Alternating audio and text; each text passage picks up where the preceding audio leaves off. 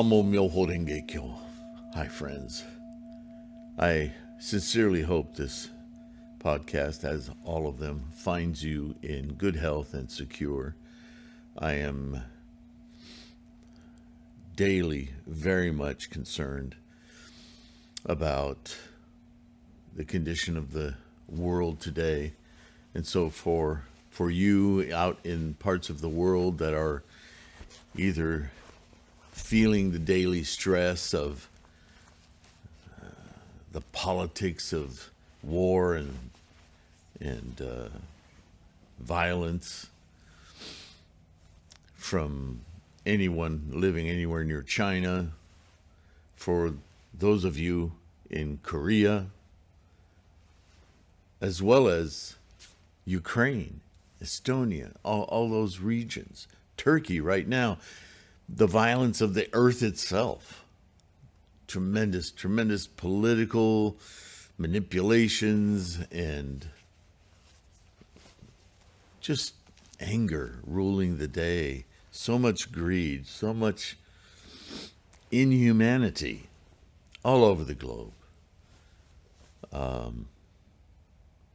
just want you to know that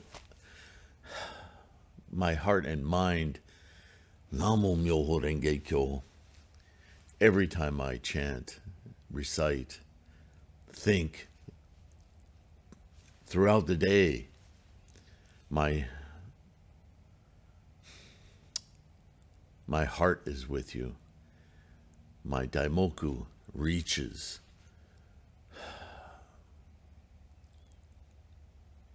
Please practice. Please dedicate your life to enlightenment in the midst of whatever situation you're in. Yeah? And for those of us who have the privilege of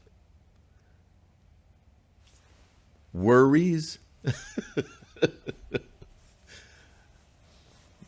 listen, I'm not belittling that either. Pain is pain. And as difficult as that may be to understand at times, yeah, even those who seemingly have nothing but fortune in their lives, they know pain. It's not life and death pain, but all life, first noble truth, is stress, anxiety, suffering. Namo Myoho Renge Kyo. Let's get our minds, our experience of life out of that and experience every moment we draw a breath as magnificent. It really is as almost stupidly simple as that sounds. It's the key. It's not ignorance. It's the exact opposite of ignorance. It's not putting your head in the sand and saying, my life is great, therefore life is great. No. It's not ignorance. It's a total knowing, which of course brings with it a recognition of that suffering. That's where Buddhist compassion is built. Stop it. Look, you don't need to do that. Namo Myoho Renge Kyo.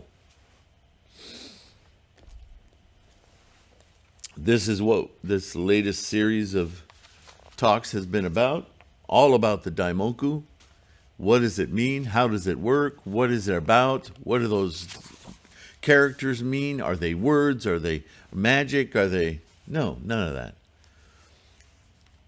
They are a knowing, not ignorance, a knowing of the true experience of life amidst all of the noise, distractions, stress, anxiety, crap. There is life.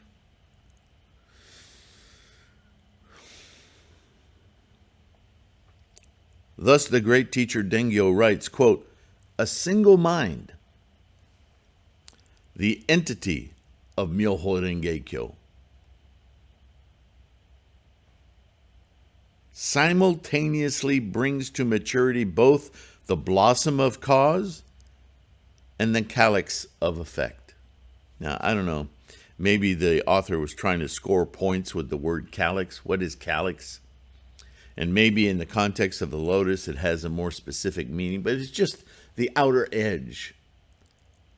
Generally associated with flowers, talking about that outer limit of the expression of a leaf.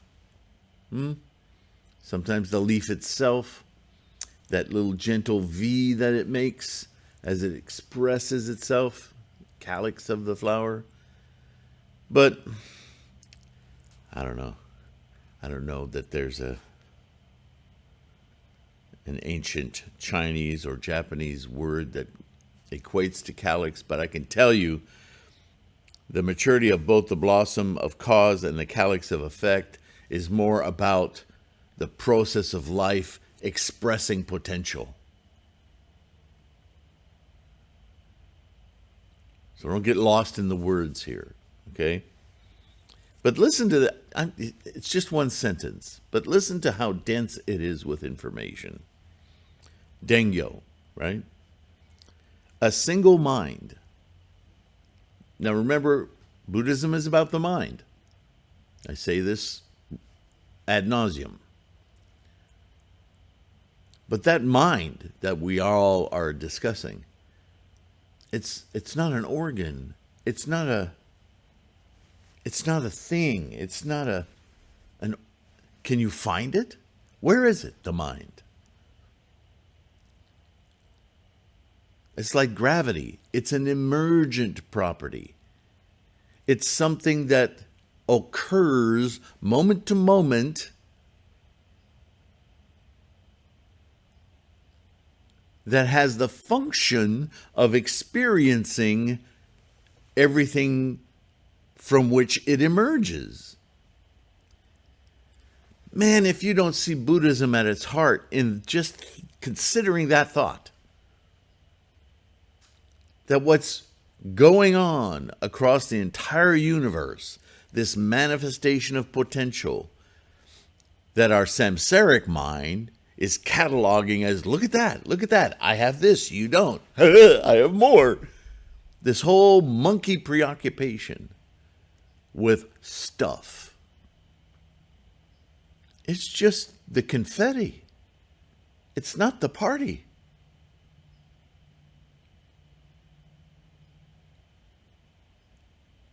The party is experience. It's happening moment to moment to moment. Renge. I get it. Life. Wow. You can't grab it. It's an experience. We take it for granted that this experience is something that we own, like everything else. But you can't own experience. You can only experience it. And where do you experience experience?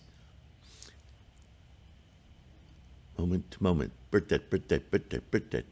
Moment to moment to moment to moment. Moment gone. Going, moment. Experience is happening.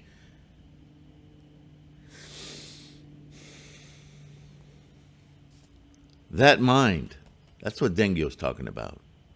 Renge. The entity of Myoho Renge Kyo. Boom, he says it explicitly. Your emergent mind, my mind, the mind, is the very experience that is the engine of life. All of it. Not your life, my life, her life, my dog's life, my neighbor. Life. The entire process. The engine. The universe churning on, going, wow, look at all this stuff. It's not about the stuff. It's about the potential.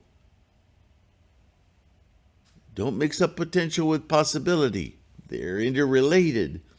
But possibility is because of influence on potential. That's the name of the game. This is why we invoke our Buddha-ness, so that we have the maximal, most life-affirming, most aware, awake experience of life. And that's only halfway through the sentence. To be more explicit about the mind being Myoho Renge-kyo, Dengyo then says, simultaneously, by realizing, by Renge, aha, the mind, awake, blossoms the cause and the effect at the same time. Right? Because so many of us think cause and effect is some kind of a seesaw. Right? What do I need to do now to get an effect later? No! That is not Buddhism. And I know there's a lot of schools and groups and individuals out there who want you to think that way because it's it's capitalist. It's property. Marx would have something to say about this, wouldn't he? This endless chasing after property, ownership, having, is the core of suffering. It is exactly anti-Buddhist. And yet, these organizations and groups calling themselves Buddhists tell you, chant for this, chant for that, chant for them. Stop it! It breaks my brain. This one sentence tears that apart.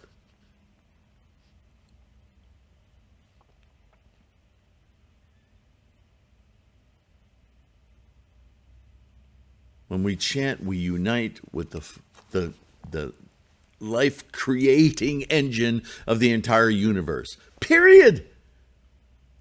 You're telling me that's not enough? Because when you do that, when you get with Myoho Renge-kyo, the very engine that provides life, you resonate with that very engine throughout the universe, let alone your friends, neighbors, county, country. Yeah. That's how you influence others with your life condition. Doesn't matter what comes out of your mouth. Words are, they're bleh, bleh.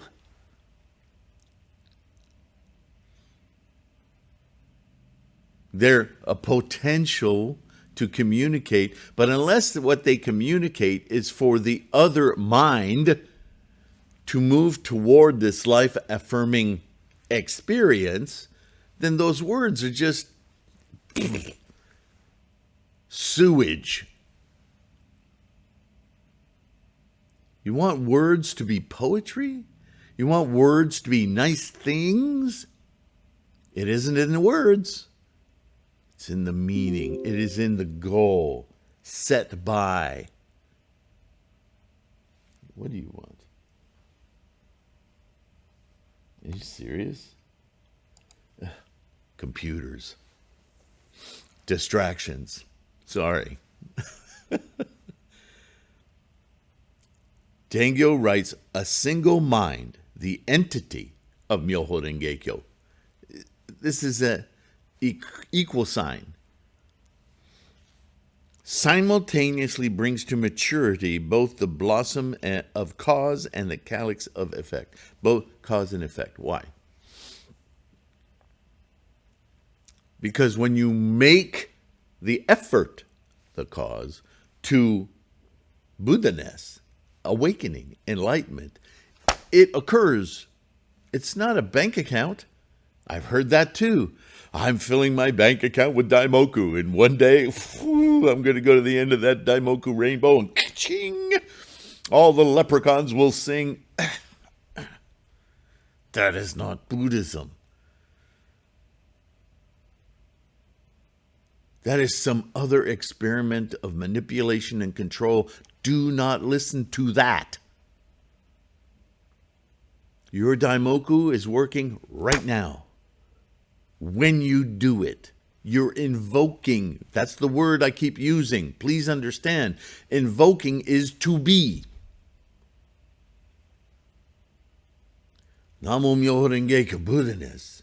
Namo Myoho Renge Kyo. Renge Baha Kyo. Being Buddha. That's all that matters. Be Buddha. Whatever else is going on in the samsaric life, be it rent is due, or an entire nation is looking to take over where I'm at, or bombs bursting outside, collapsing and killing people, be Buddha. Be Buddha in the midst of your life. Where else are you going to do it? Well, next weekend, I'm going to be enlightened. Really? What are you doing right now? What are you doing that's so much more important, so much better, has so much more of a value than enlightenment? What are you doing?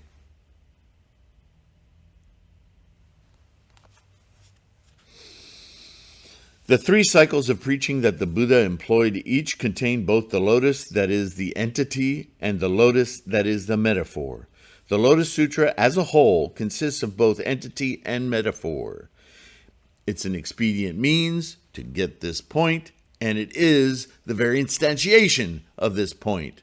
Not a bank account, not for later, not doing a good thing, good boy, you'll get a payoff someday. No, the payoff is right now. Living is happening in this moment. Be in this moment.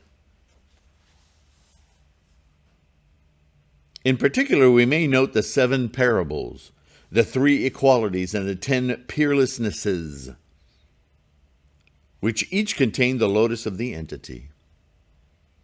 And the teaching that fully sets forth this principle is called Myoho Renge Kyo, the lotus of the wonderful law. The great teacher Miao Lo, so that was Dengyo. Now Miao Lo. When interpreting the 7 parables, one should understand the Renge, the aha, the enlightenment, the contemporaneous invocation and being, like the example of the lotus, in each of them in terms of the doctrine of the provisional and the true teachings. Why? Because these lotuses are no more than metaphors for the fact that the provisional teachings were set forth for the sake of the true teachings, and that the provisional teachings are opened in order to reveal the true teaching. All the 7 parables are to be understood in this way. Well, no duh. We can't talk about aha. I can't tell you what your awakening is going to look like, be like. I can't give you a word that's going to go bing. You need to discover it, and the way to it, the way to understand it, the way to appreciate it, the way to invoke it is by telling you the method, how to get there, the Buddha way. And thanks to Nichiren's clarity, built on Miao Lo, Dengyo, Tendai, so on and so forth, just do it. Namo Myoho Renge Kyo. Namu, take my samsaric self and presence and dedicate it fully, body and mind. Buddha-ness. Myoho Renge Kyo. Ha. Right? I can tell you ad nauseum how to swim in a pool. But until you dive in and do it for yourself, you don't know what it's like to swim. Talk all day long, all the words, teach you to float, blah, blah, blah. When you do it, you know it. And from then on, any body of water is just that. You can swim. Namo Myo Renge Kyo. Ah, Namo Myo Renge Kyo. It's that straightforward. In the beginning of the Kalpa of continuance, a plant existed. The sage observed its principle and gave it the name Renge. A plant existed. In the beginning of the Kalpa of continuance, when we first started to emerge a mind of awareness, the sage, the mind, observed its principle and gave it a name, Renge. This realization, this awakening awareness of what it is to be alive. Renge. Or the lotus, symbolically. The lotus plant resembles the principle of Myoho Renge in that it simultaneously contains both cause, blossom, and what does it do when it blossoms? Drops its seeds. Effect, the seed. Like moment to moment to moment to moment to moment. This moment begets the next moment, begets the next moment, begets the next moment. But where's life happening? In that moment? No, it's happening in this one, this one, this one. That's where you want your mind to be. The lotus plants, blah, blah, blah, blah. Hence, the plant came to bear the same name as the principle. It's the other way around. Renge, Renge. Wow, look at the way that plant works. That plant looks like this idea of Renge. We'll call that plant Renge.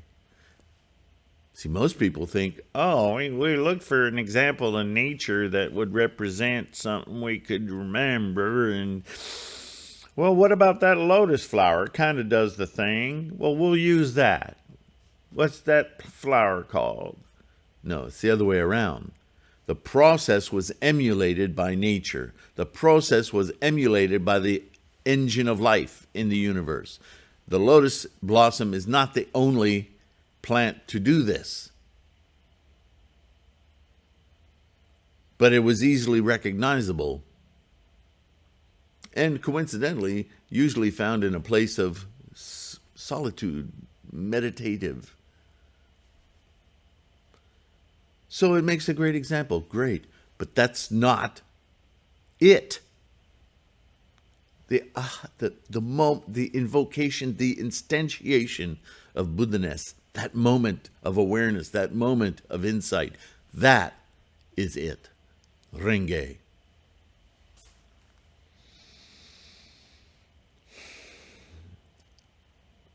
Thus, the lotus that grows in water is the lotus that is a plant, such as the pink variety or the white variety. When we speak of the figurative lotus, or the lotus that is a metaphor, it is this lotus plant we mean. This lotus plant is used to help clarify the difficult concept of Myoho Renge Kyo, of realization. And isn't that what the lotus is emblematic of? It's blossoming, it's realizing itself as it plants the next moment for the next blossom. Moment, birth, death. The moment that seed comes out, that blossom is dying. Birth, death. That's the symbolism or the physical embodiment of this concept, this reference material. But that ain't it. That's what's going on in your mind. Each moment instantiating the grounds for the next. This is why we can influence it, let alone experience it, right? One step at a time. That is what the great teacher Tendai means when he says that through the use of this metaphor, the difficult to understand wonderful and difficult to understand law is rendered more comprehensible.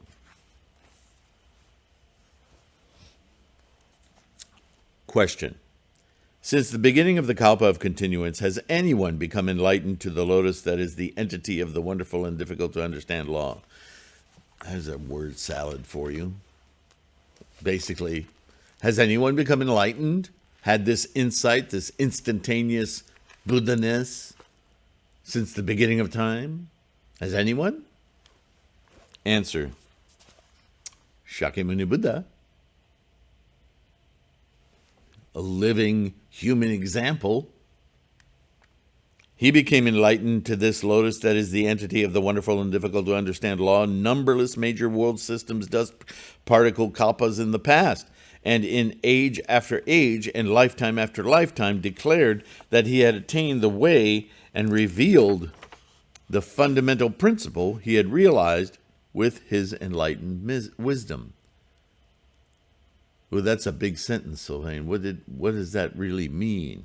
Because that's referencing those multiple lifetime thing again. Yeah. That's like, that sentence contains the first 14 chapters of the Lotus Sutra and the second 14 chapters of the Lotus, or the Hoben and the Juro chapter in one sentence.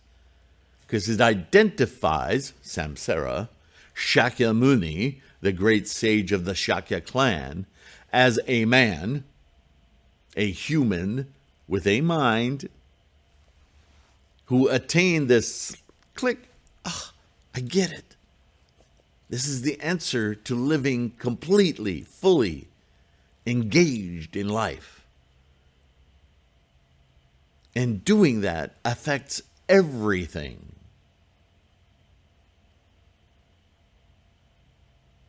Yeah, Shakyamuni, Buddha. But by saying Shakyamuni, Buddha, Nichiren is also saying the lifespan of the Tathagata chapter. Because when Shakyamuni finally got people up to snuff to where they could begin to understand this Buddha-ness, this invocation of Buddha-ness, which all of us have inherent in our very nature, our construct, our cellular makeup. Simply need to awaken the mind to perceive it, to see it, to witness it. In that context, as Dengyo said, every mind is Myoho Renge Kyo. Well, it doesn't start with a human being. It doesn't start with Shakyamuni. It doesn't start with Siddhartha Gautama, son of Suddhodana. It starts with the mind. And that mind, that emergent property of this whole apparatus of the universe, that mind, it has its origins, not its existence, its origins in the very process that produces everything else.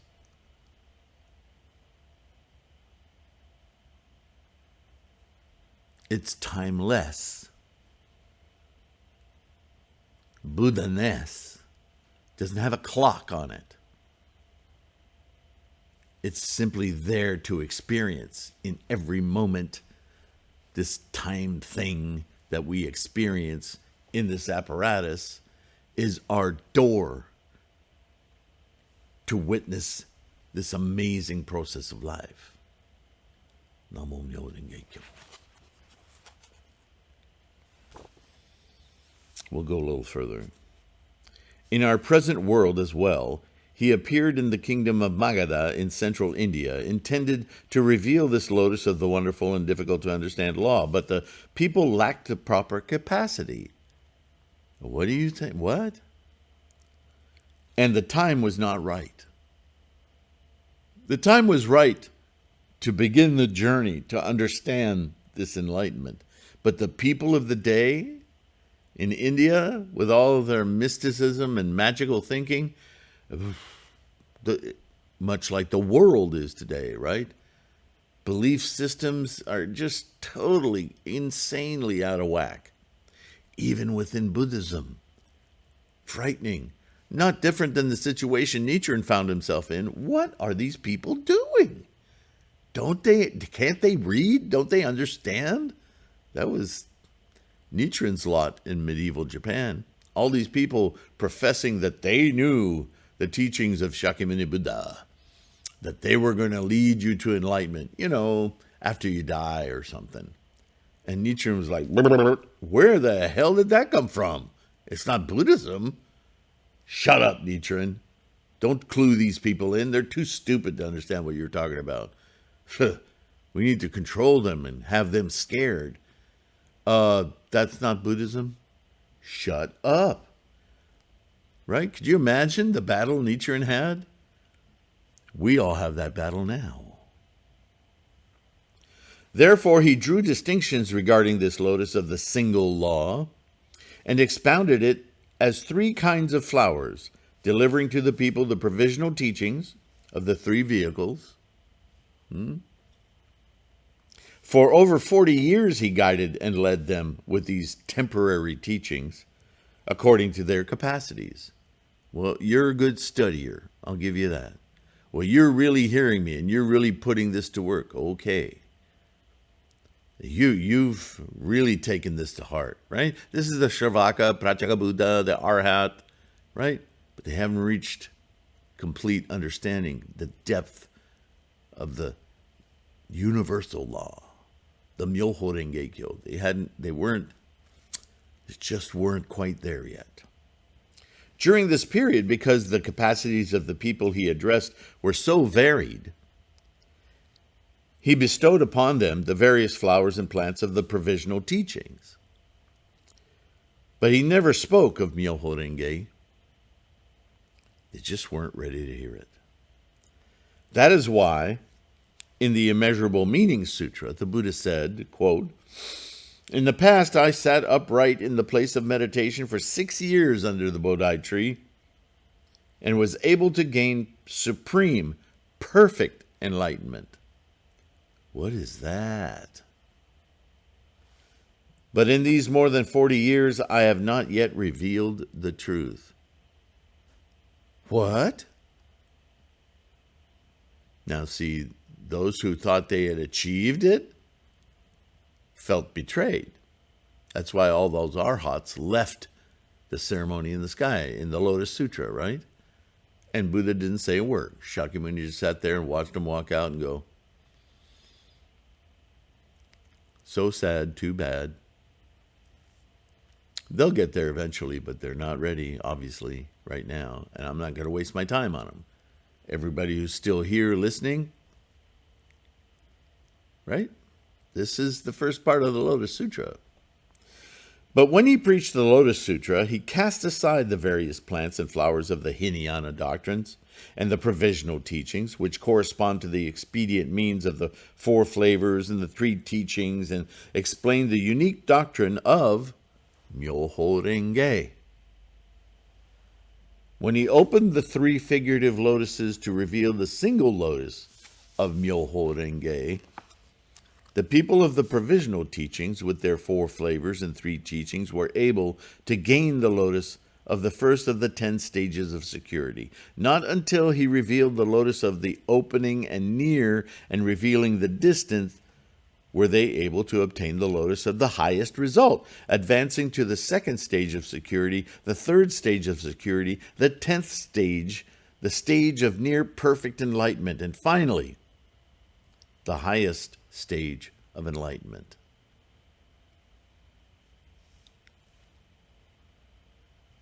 Question: exactly which passages in the chapters of the Lotus Sutra expound the lotus that is the entity of the wonderful and difficult to understand law, and which ones expound the lotus that is the metaphor? Answer: if we speak in terms of the three groups of voice hearers, then we would say that the whole of the Expedient Means chapter expounds the lotus that is the entity, while the Simile and Parable and the Parable of the Phantom City chapters expound the lotus that is a metaphor. However, it cannot be said that explanations of the lotus as a metaphor are entirely lacking in the Expedient Means chapter, nor can it be said that the other chapters are without explanation of the lotus as the entity. I'm going to leave you with that. And we'll begin again in the next video. This Go Show is so dense with the teachings of Shakyamuni Buddha, specifically the Lotus Sutra, you could base your whole practice on this one letter. If you dig into the meat of it and fully comprehend what is being said. But if you just read it for its words, it's a pretty story. It's a kind of a manifesto sounding story. But isn't that what chanting Namo Myoho Renge Kyo is? With every Daimoku, you are expressing a manifesto. I awaken my Buddha-ness, and my life will be forever changed by this moment of awakening. It will resonate throughout past, present, and future as I experience every successive moment of this life experience. Namo Myoho Renge Kyo. Thank you for your practice. The immensity of it, we can't describe with words. So thank you. Please take a moment to like and subscribe. Subscribing helps to grow this Sangha. So does liking. It's not for me. It's for the Sangha, for this to grow, for this resource to be seen by more eyeballs and minds. Use the resources. Have it, you can put resources in the search box there, and you'll get videos about using this resource with the website and the bookstore and the mandala store and all of it, the podcasts, so on and so forth. If you can and you want to support, please take a moment to do that. Don't put it off. We need your support, right? Patreon, direct to PayPal. The links are in the video. I'm trying to put them in the description too. Hopefully that's working out. Thank you. Thank you. Thank you. From my core. No other reason to do this. Namo Myoho Renge Kyo. Take care of your health. That means everything. If you don't have your health or your life, how can you practice? Let alone experience your maximal potential in life, right? So be kind to yourself, and I'll see you in the next one. Bye for now.